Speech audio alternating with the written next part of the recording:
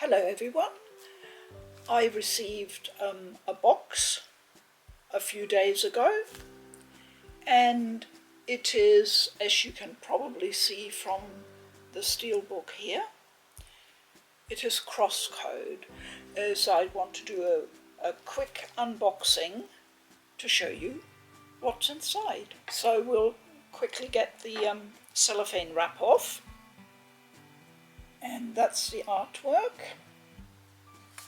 There isn't much on the back.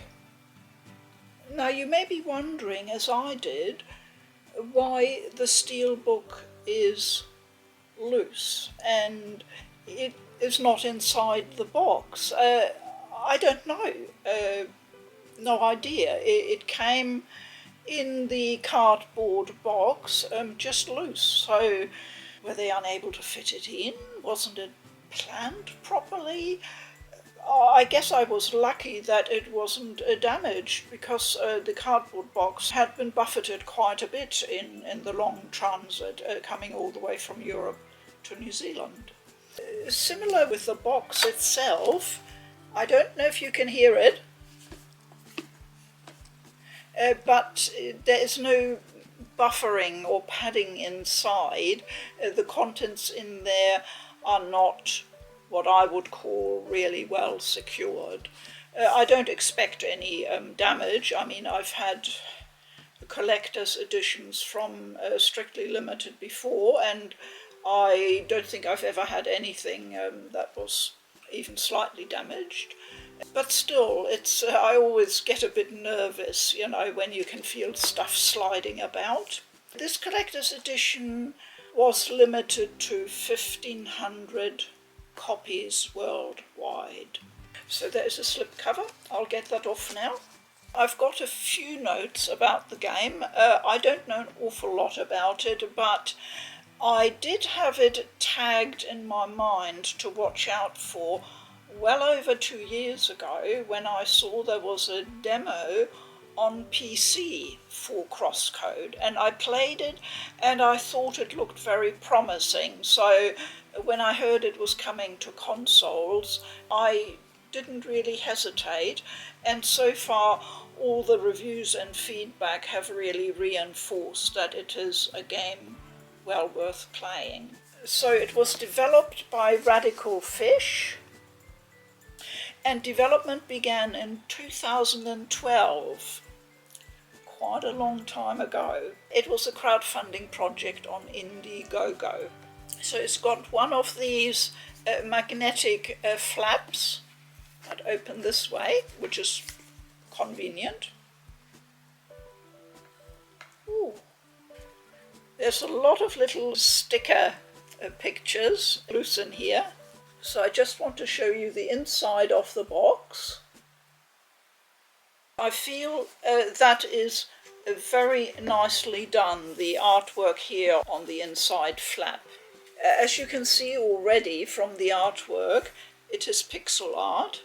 It really does look very beautiful when you watch the game, like in a trailer, or as I did, played a demo. I certainly was very taken with it. I'm not someone who goes overboard with pixel art most of the time, but if it is exceptionally well done, then as with any good artwork, I'm a fan. So the game is 2D, and the pixel style is 16-bit Super NES. The main character is called Leah, and she is mute, and she enters an online world, an MMORPG called Crossworlds, and I believe most of the game takes place inside this virtual reality. I always like that kind of setup. It always appeals to me, so I'm hoping the story will be well done. So I see there's a cardboard insert to hold the game in place securely, and I'll just get the cellophane wrap off this and the soundtrack. So this is the PS4 cover. The game was published by Deck 13. Just quickly check inside. Oh yes.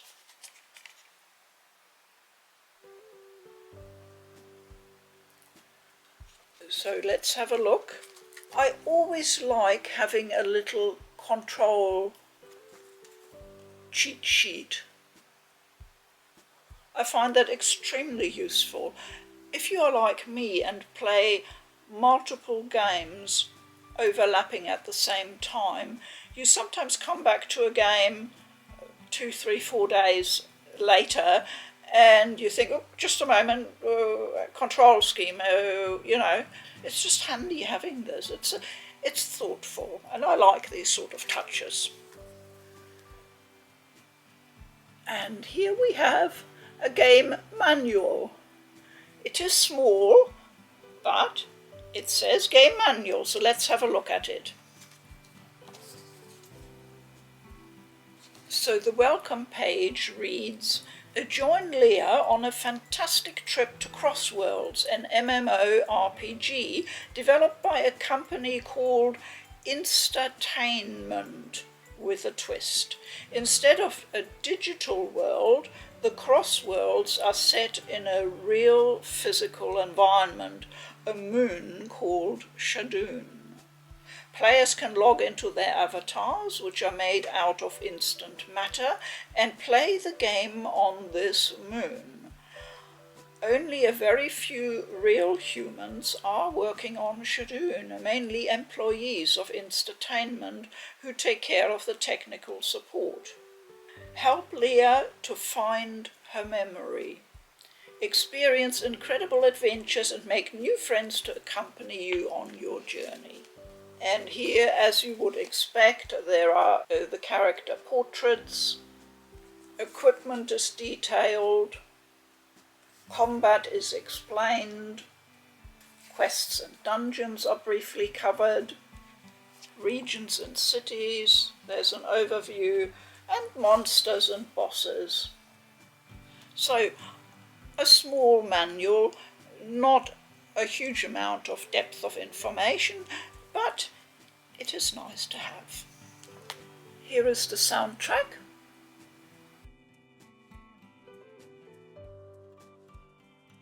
And there is a one-sided poster.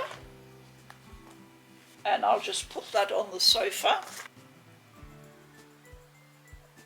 Now you know me and art books.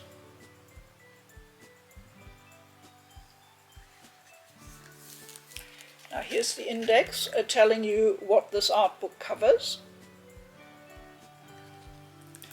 And I will just show you a few sample pages because it is quite extensive. Now the pages are not numbered, so I can't tell you the total number and I'm not going to count them now, but there are a lot of pages. And the first two are in fact hugely interesting because they give us a bit of insight into the design process. The first page is about the early concept, and it says the idea for CrossCode came from a small RPG Maker 2000 game called Spheromania, developed early in 2005.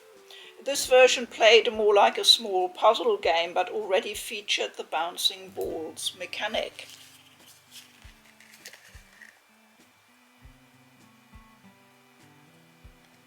And the next page is called Design Bible.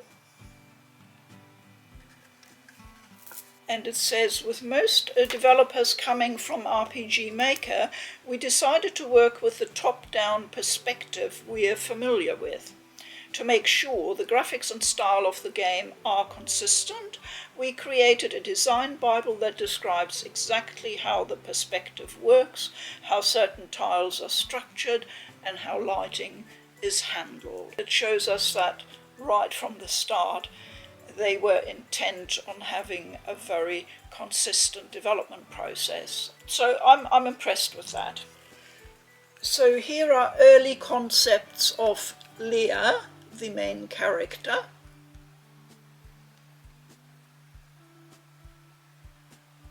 And all other characters get their own page, so there is a lot of detail in here.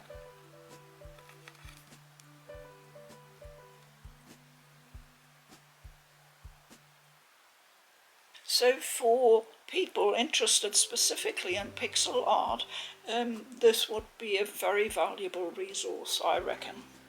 The different classes are detailed here. And here is a page introducing Crossworlds, the world that the game takes place in. The developers write, everything in CrossCode happens on the one large continent of Crossworlds, lovely called the Croissant. I think they meant to write lovingly called the Croissant. Just saying, I used to be a copy editor and I spot these sort of things. This versatile land was not created just like this. In fact, numerous concept arts helped to shape the continent in its current form. These concepts were partly dramatically different. Ideas needed to be changed, erased, or adjusted. At the end, we all are pretty happy about how these areas came out. Let's go on a journey together and see all the different locations this continent has to offer. And then there are pages showing all the different parts of the world, and I'm not going to show those to you because you will want to discover them for yourself. And they do look very impressive, I assure you. They will be a delight to explore. Oh my goodness, this is a big world. Here's just a very small look at just a small number of the enemies you'll encounter. And here is a page called Stream Drawings. And I thought for a moment, stream drawings? What do they mean? They were drawing while streaming? I'll just read out to you what they did. As development continued for many years, we decided to hold regular game dev streams around once per week to stay in touch with everyone following development. Pretty early on, we decided to end each of these streams with a little drawing featuring characters of CrossCode. Sometimes we had neat crossovers with other indie games. Most of the times, just memes. And there's a selection of these little drawings they did at the end of each stream, and that is a really nice touch. I'll just show you one page, just a little taster.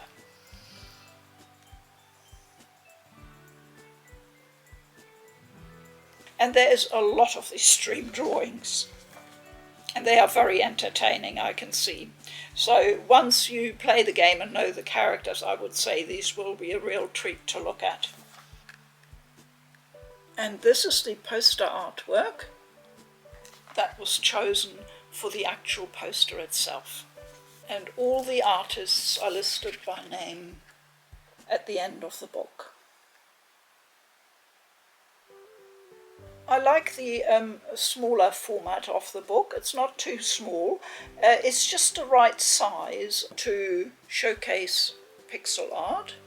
And I think they've done a really nice job on this. Nice printing, nice concept with a bit of information in between. I always appreciate that. So I just wanted to mention that CrossCode was released for PC in September 2018 and for consoles in July 2020. The new Xbox series of hardware chose this game as one of their launch titles in November 2020. Interesting. And as I mentioned, reviews have been overwhelmingly positive. And I know, in fact, that some of you, my subscribers, are already playing the game or have played it. I know that everyone so far has enjoyed it.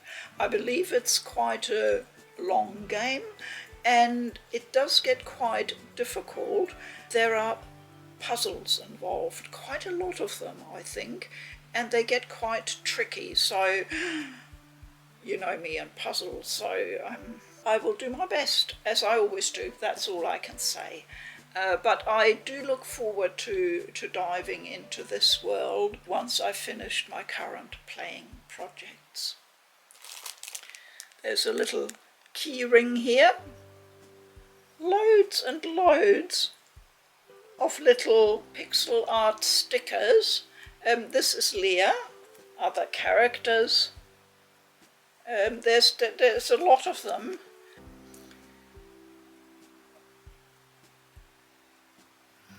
And that is CrossCode, Collector's Edition by Strictly Limited Games.